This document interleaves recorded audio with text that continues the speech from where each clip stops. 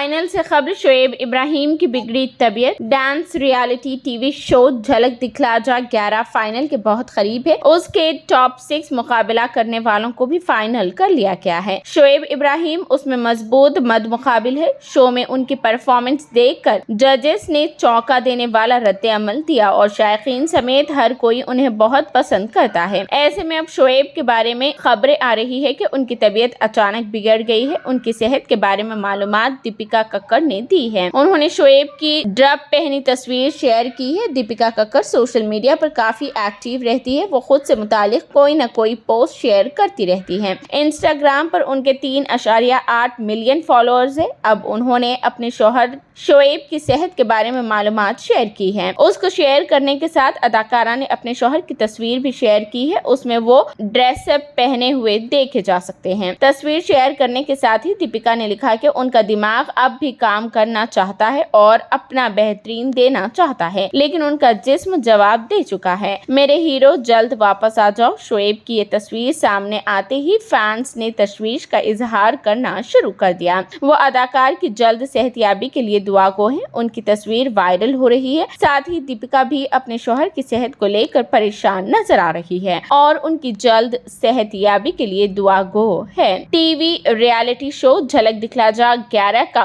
Final 2 मार्च 2024 को होना है। उसकी ट्रॉफी के लिए 6 मद मुकाबिलों के दरमियान सख्त मुकाबला होने जा रहा है। शोएब इब्राहिम भी उनमें से एक है। वो ट्रॉफी जीतने के लिए सख्त मेहनत कर रहे हैं।